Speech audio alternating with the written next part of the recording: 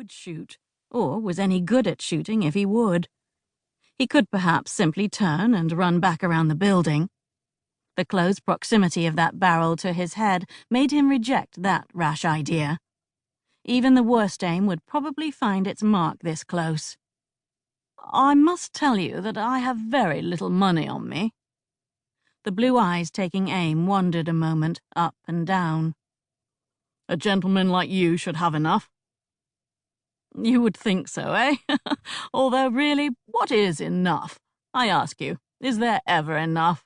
Well, never mind. My situation is such that right now, on this day, I do not have enough, whatever your enough is.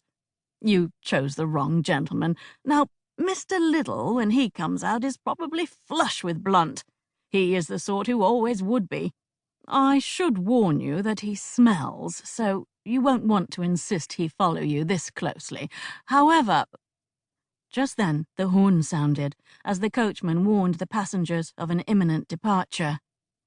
Adam cocked his head to see past the pistol. "I need to go now. What do you say we just forget about this?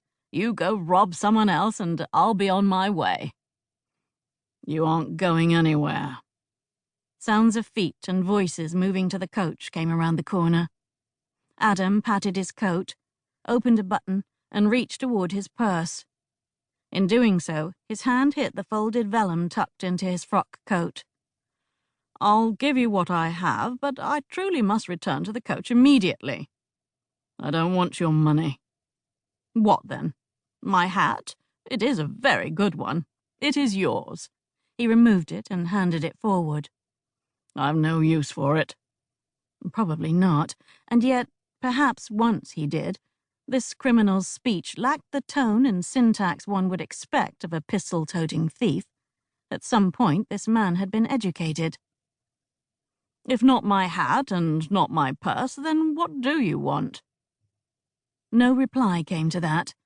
They stood there, not speaking, while the feet around the corner stopped landing and the voices muted. They were still facing each other in silence when horse hooves began pounding the ground and the mail coach rolled away, with Adam's baggage still tied to its back. Other wheels rolled, this time from behind the inn. A wagon came into view, with a woman wearing a large, deep-rimmed bonnet and heavy garnet mantle holding the reins. She let the ribbons drop, then climbed into the back. "Get in." The man waved the pistol in her direction.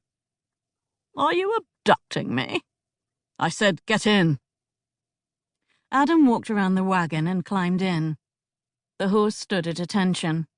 A very nice horse from the looks of it. Deep chestnut with good lines, maybe 6 years old. Too fine to be dragging this wagon. Some bales of hay lined the edges of the open space of the wagon. The woman gestured for him to sit. Then she accepted the pistol from the man, who climbed to the seat and took up the reins. She sat on another bale, facing Adam, the pistol firmly grasped in her hands. "I know how to use it," she said. Her voice riveted his attention. Low, throaty, melodious, it was the voice of a mature woman, but one still young. He peered at her through the drips of rain separating them, those coming off his hat and her bonnet, and all the ones between. He saw a face as young as her voice sounded, not a girl, but not middle years yet either, maybe 25 or thereabouts, he guessed. Her hair, barely visible deep inside that bonnet, looked to be dark, and her eyes showed an arresting deep brown color. Her complexion appeared fresh and lovely, and exceedingly pale in a good way, not pallid and unhealthy. The wagon began moving. He waited to see if anyone was out in the yard. If so, he intended to call out for help and risk that pistol going off. She said she knew how to use it, but very few women really did. Unfortunately, the rain had sent everyone to shelter, even the grooms and inn servants. He could see some faces at the inn's windows as they rolled onto the road. "I don't know what this is about," he said, loudly enough for the man to hear too. "However, you are committing a serious crime." No reply came.